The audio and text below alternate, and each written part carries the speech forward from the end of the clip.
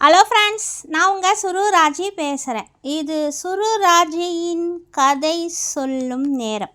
சூர்யாவின் சுப்ரபாரதம். இது வரைக்கும் 10 பகுதி சொல்லியிருக்கேன். இன்றைக்கு 11ஆம் பகுதி. ரொம்ப ஜாலியான டைப்பாக ரொம்ப சந்தோஷமாக இருந்த சூர்யாவோட வாழ்க்கையில் சில சம்பவங்களால் அவன் மனசு ரொம்பவே வேதனைப்பட ஆரம்பிச்சிருந்தது. எப்படியோ நல்லபடியாக அவன் தங்கச்சி பிருந்தாவோட கல்யாணத்தை வெற்றிகரமாக நடத்தி முடிச்சிட்டான். அவனோட தங்கச்சி பிருந்தாவும் மன வாழ்க்கையில் சந்தோஷமாக வாழறதையும் பார்த்து அவனுக்கு இப்போ மகிழ்ச்சி நிறையவே வர ஆரம்பிச்சது. சுப்ரியாவோட வாழ்க்கையில் இன்னும் என்ன நடக்குதுன்னே தெரியல. இன்னமும் அவள் ரொம்ப மன வருத்தத்தோடு தான் இருக்கிறாள். அப்பா அம்மா பேசலை, இன்னும் அவங்க நம்மளை நம்பலை, நம்ம மேலே அவங்களுக்கு நம்பிக்கை வரலை. இதே போராட்டத்திலே தான் அவளுடைய லைஃப் ஸ்டைலும் போய்கிட்டே இருக்குது. கொஞ்சம் நாளைக்கு பிறகு ரீனாவை அழைத்து கொண்டு ஹாஸ்பிட்டலுக்கு சென்றான் சூர்யா. ரீனாவை ஸ்கேன் செய்து டெஸ்ட் எடுத்து பார்த்ததில் இன்னும் 2 மாதத்தில் குழந்தை பிறந்துவிடும் என்று டாக்டர் சொன்னார். ஸ்கேன் செய்து பார்த்து கொண்டிருக்கும்போது சூர்யா அந்த மானிட்டரில் தெரிந்த அந்த குழந்தையை பற்றி ரீனாவிடம் பார்த்து சிரித்து பேசிக்கொண்டே இருந்தான். அதே சமயத்தில் சுப்ரியா தன் தங்கை காவியாவை அழைத்து கொண்டு எப்போதும் வருகின்ற அவளுடைய ஃபேமிலி டாக்டரிடமே அழைத்து கொண்டு வந்தாள். நர்ஸிடம் கேட்டதற்கு உள்ளே ஒரு தம்பதிகள் குழந்தையை ஸ்கேன் செய்து பார்த்து கொண்டிருக்கிறார்கள், சிறிது வெயிட் செய்யுங்கள், நான் டாக்டரிடம் சொல்லி உங்களை அழைக்கின்றேன் என்று கூறினாள். காவியாவும் சுப்ரியாவும் வெளியே வெயிட் செய்ய ஆரம்பித்தார்கள். உள்ளே வந்து டாக்டரிடம் சொன்னதில், சரி நீங்கள் 2 பேரும் ஸ்கேன் பார்த்து கொண்டிருங்கள், நான் இப்போது ஒரு பேஷண்ட்டை பார்த்து விட்டு வருகிறேன் என்று சொல்லிவிட்டு டாக்டரும் வெளியே வந்து சுப்ரியாவை காவியாவை உள்ளே வர சொன்னார். சுப்ரியாவும் காவியாவும் உள்ளே வந்தார்கள். அவர்களின் அம்மா அப்பாவை பற்றி விசாரித்து விட்டது. என்ன விஷயமா, எதற்காக இங்கே ஹாஸ்பிட்டல் வந்திருக்கிறா என்று டாக்டர் சொல்லுமா என்று கேட்டார். காவியாவுக்கு 2 நாளாகவே கடுமையான வயிற்று வலி, ரொம்பவே வேதனைப்படுறான் டாக்டர், அதனால தான் நான் உங்ககிட்ட அழைச்சிக்கிட்டு வந்தேன் என்று சுப்ரியா சொன்னார். சொல்லிவிட்டு திரும்பி பார்த்தபோது தான் அங்கே ஸ்கேனில் தெரிந்த குழந்தையை பார்த்து கொண்டிருந்த சூர்யாவும் ரீனாவும் அவள் பார்வையில் பட்டார்கள். பார்த்ததும் இவர்கள் இருக்கும் சமயத்தில் நம் காவியாவை அழைத்து கொண்டு வர வேண்டும் என்று மனதிற்குள் நினைத்தார். டாக்டர் காவியாவை டெஸ்ட் செய்து கொண்டிருக்க அப்போது சூர்யாவுக்கு ஃபோன் வர அவசரமாக இருந்தான். ரீனா நீ இங்கேயே இரு, நான் இப்போது ஃபோன் பேசிட்டு வந்துடுறேன் அப்படின்னு சொல்லிட்டு ஃபோனில் பேசிக்கிட்டே வெளியே போனான். எதிரில் ஃபோனில் பேசிக்கிட்டே போன சூர்யா அருகில் இருந்த சுப்ரியாவையும் கவனிக்கவில்லை. சுப்ரியா அவன் வருவதை பார்த்ததும் வேகமாக தன்னை விலக்கி கொண்டாள். இவன் எதிரில் நிற்கிறது கூட நம்மளுக்கு பாவம்தான் அப்படின்ற ஒரு கோபம் சுப்ரியாவோட முகத்தில் நல்லாவே தெரிஞ்சது. சுப்ரியா அருகில் இதனை காவியாவிடம் எதையும் சொல்லாமல் அவள் வயிற்று வலிக்கால் துடித்து கொண்டிருக்க அவளை சமாதானம் செய்து கொண்டு இருந்தாள்.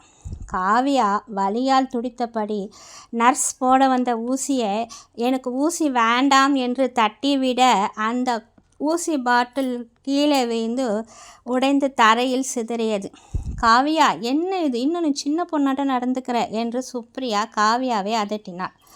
பரவாயில்ல விடு சுப்ரியா, அவள் வலி தாங்க முடியாமல் தான் செய்திருப்பாள், நான் இவளை உள்ளே அழைத்து செல்கிறேன் என்று டாக்டர் சொல்லிவிட்டு காவியாவை உள்ளே அழைத்துக்கொண்டு நர்ஸிடம் யாராவது வர சொல்லி இந்த இடத்த க்ளீன் செய்ய சொல்லுங்கள், சீக்கிரமாக இதை செய்யுங்க என்று சொல்லிவிட்டு நேராக காவியாவை அழைத்து கொண்டு உள்ளே சென்று விட்டார்.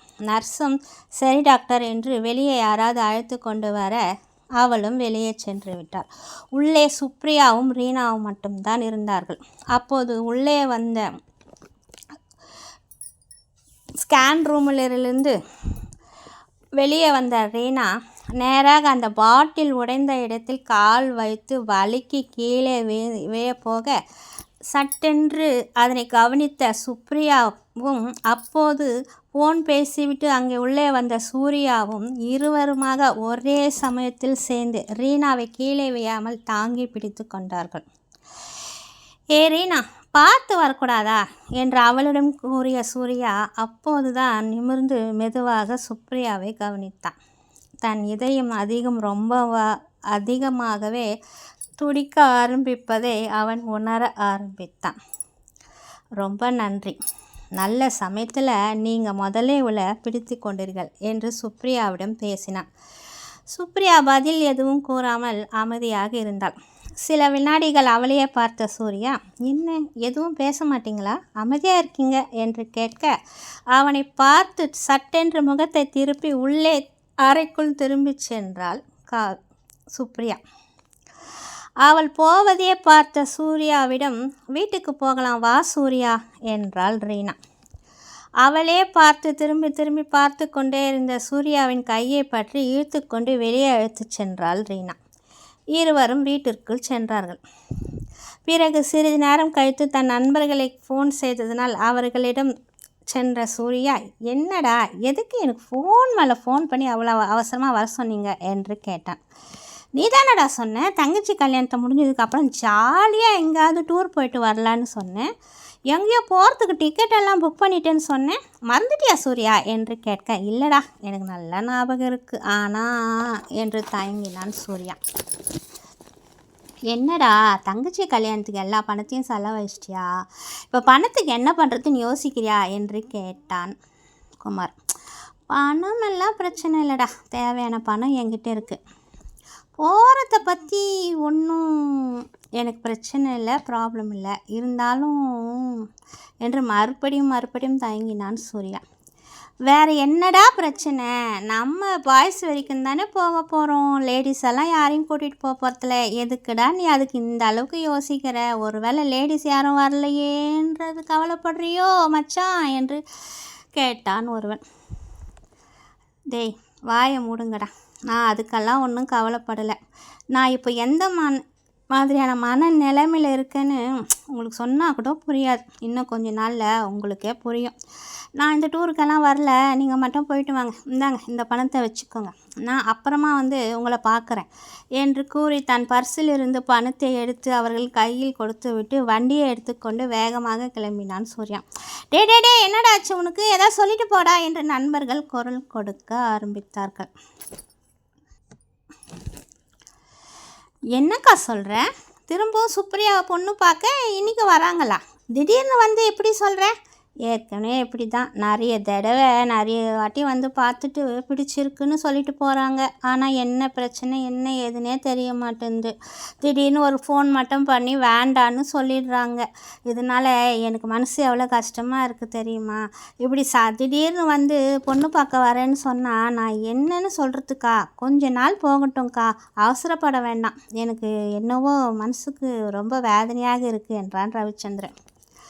உடனே வைதேகி, டேய் இதுக்கெல்லாம் இப்படி வேதனைப்பட்டா எப்படி, பொண்ணுன்னா அப்படி தான் 4-5 பேர் பார்க்க தான் செய்வாங்க, பிடிச்சிருக்குன்னு வாங்க பிடிக்கலன்னு வாங்க, ஒரு பொண்ணுக்கு கல்யாணம் பண்ணி பார்க்குறதுன்னா என்ன அவ்வளோ சுலபமா, ஏற்கனவே நம்ம வீட்டில் ஒரு பொண்ணால் ஏற்பட்ட பிரச்சனையால் தான் எனக்கும் இந்த கல்யாணம் தள்ளி போதுன்னு சந்தேகமாக தான் இருக்குது. ஆனால் ரவிச்சந்திரா, இதுக்கு முன்னாடி வந்தவங்களை பற்றியெல்லாம் எனக்கு எதுவும் தெரியாது, அந்த தரகர் சொன்னாரேன்னு தான் நான் எல்லாரையும் வர வச்சு சுப்ரியாவை பொண்ணு பார்க்க வச்சுருந்தேன், மற்றபடி அந்த மாப்பிள்ளை டீட்டெயில்ஸ் பற்றியெல்லாம் எனக்கு எதுவுமே தெரியாது.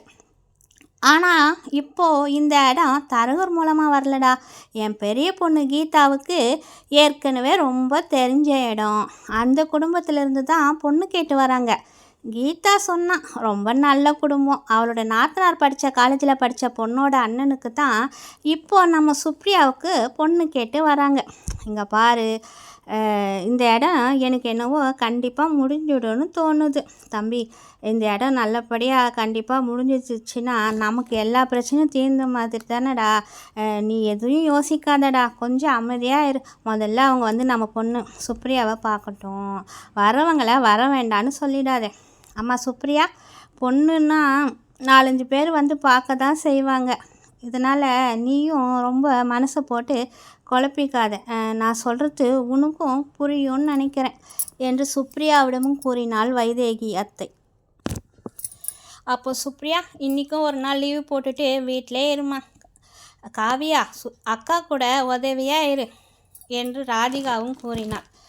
அப்புறம் வைதேகி, சரி நீங்கள் வாங்க, நம்ம 2 பேரும் கிச்சனில் போய் ஏதாவது வர்றவங்களுக்கு ரெடி செய்யணும் என்று சொல்லிக்கொண்டே ராதிகாவும் வைதேகியும் கிச்சனுக்குள் சென்றார்கள். உடனே சுப்ரியா காவியா கிட்ட, காவியா அப்பா கிட்ட சொல்லு, இதுதான் கடைசி தடவை. இனிமேல் பொண்ணு கேட்டு யார் வந்தாலும் நான் அலங்காரம் பண்ணிக்கிட்டு அவங்க முன்னாடியெல்லாம் வந்து நிற்க மாட்டேன். எனக்கு இது சுத்தமாக பிடிக்கல. எனக்கு இது ரொம்ப வேதனையாகவும் இருக்குது. பொண்ணு பார்க்குற சடங்குன்னு சொல்லிட்டு ஏன் என்னோடய மனசை இன்னமும் இவங்க இவ்வளோ வேதனைப்படுத்துகிறாங்கன்னு எனக்கு தெரியவே இல்லை. இவங்க படுற கஷ்டம் பத்தாதுன்னு நான் இந்த கஷ்டத்தெல்லாம் வேறு அனுபவிக்கணுமா என்று கண் கலங்கி கூறினாள் சுப்ரியா. சரி காவியா, இந்த சம்மந்தத்தை நானே எதிர்பார்க்கல. முதல்ல மாப்பிள்ளை வீட்டிலேருந்து வரட்டும். வந்து அவங்க பொண்ணை பிடிச்சிருக்குன்னு சொன்னாலும் அதுக்கப்புறம் தானாகவே இந்த இடமும் நின்றுடும். இந்த இடம் மட்டும் முடிஞ்சிடுவா போகுது. இவ தலையில் யார் என்னன்னு எழுதியிருக்கோ அது வரைக்கும் நடக்கிறது தானே நடக்கும் என்று வெறுப்பாக பேசினார் ரவிச்சந்திரன். நீ வேணா பார்த்துக்கிட்டே இருடா ரவிச்சந்திரா, இந்த மாதிரியெல்லாம் வெறுப்பாலாம் பேசாதே. ராதிகா, உங்ககிட்டயே நான் சொல்கிறேன், இந்த இடம்தான் உன் பொண்ணுக்கு முடிஞ்சிடும். நான் ஏன் சொல்கிறேன்னா, பையன் நம்ம பொண்ணு சுப்ரியாவை எங்கேயோ பார்த்துருக்கான். இது வரைக்கும் கல்யாணமே வேணான்னு சொல்லிக்கிட்டு இருந்தவன் இப்போ நம்ம சுப்ரியாவை எங்கே பார்த்தான், எப்படி அவனுக்கு பிடிச்சி போச்சுன்னு ஒன்றும் புரியல. பையன் வீட்டிலே யாருக்கும் புரிய மாட்டேங்குது. உடனே கல்யாணம் பண்ணால் சுப்ரியாவை தான் கல்யாணம் பண்ணுவேன்னு பிடிவாதமாக கல்யாணத்துக்கு அவன் ரெடியாக ஒத்துக்கிட்டான். நான் ஏற்கனவே கீதா கிட்டேயே எல்லா விஷயத்தையும் சொன்னதுனால அவளும் நம்ம அஸ்வினி பற்றின மொத்த விவரத்தையும் அந்த பையனோட அக்காக்கிட்டேயும் மாமாக்கிட்டேயும் கண்டிப்பாக சொல்லியிருப்பாள். அஸ்வினி பற்றின எல்லா தகவல்களும் தெரிஞ்சதுக்கு அப்புறமா தான் அவங்க இன்றைக்கி நம்ம வீட்டுக்கு சுப்ரியாவை பொண்ணு கேட்டு வர்றாங்க. அதனால் எனக்கு என்னவோ இந்த இடம் கண்டிப்பாக முடிஞ்சிடும்னு நினைக்கிறேன். ஏன்னா வர்ற பையன் சுப்ரியா மாதிரி பொண்ணு தான் எனக்கு வேணும்னு பிடிவாதம் பிடிச்சி அவங்க அப்பா அம்மா கிட்ட இல்லாத காரணத்தினால அவங்க அக்காக்கிட்டேயும் மாமாக்கிட்டேயும் இந்த பொண்ணை நான் கட்டிக்கிறேன்னு சொன்னதுனால தான் அவங்களும் அஸ்வினி பற்றின எந்த தகவல்களும் எங்களுக்கு அவசியம் இல்லை அப்படின்னு சொல்லிட்டு நம்ம வீட்டுக்கு பொண்ணு பார்க்க வர்றாங்க. அதனால் யாரும் எதுக்கும் பயப்பட வேண்டிய அவசியமே கிடையாது. கண்டிப்பாக இந்த சம்மந்தம் நல்லபடியாக முடிஞ்சு கல்யாணமும் நல்லபடியாக நடக்கும். பார்த்துக்கிட்டே இருங்க என்று வைதேகி சொன்னதை கேட்டு ரவிச்சந்திரனும் ராதிகாவும் அதிர்ச்சியாக ஆச்சரியமாக பார்த்ததும் மட்டும் இல்லாமல் சுப்ரியா தன் அத்தை கூறியதை கேட்டு மிகவும் அதிர்ச்சி அடைந்தார். ஐயோ, இந்த சம்பந்தத்தை அவ்வளோ சீக்கிரம் என்னால் தடுத்து நிறுத்திட முடியுமா? என்னால் இதற்கு மேலே என்ன செய்ய முடியும் என்று யோசிக்க ஆரம்பித்தாள் சுப்ரியா. ஓகே ஃப்ரெண்ட்ஸ், இத்துடன் என்னுடைய இந்த 11ஆம் பாகம் முடிவடைந்தது. மீண்டும் உங்களை அடுத்த பாகத்தில் சந்திக்கும் வரை உங்களிடம் விடைபெறுவது உங்கள் சுருராஜ். இது சுருராஜின் கதை சொல்லும் நேரம். பாய்.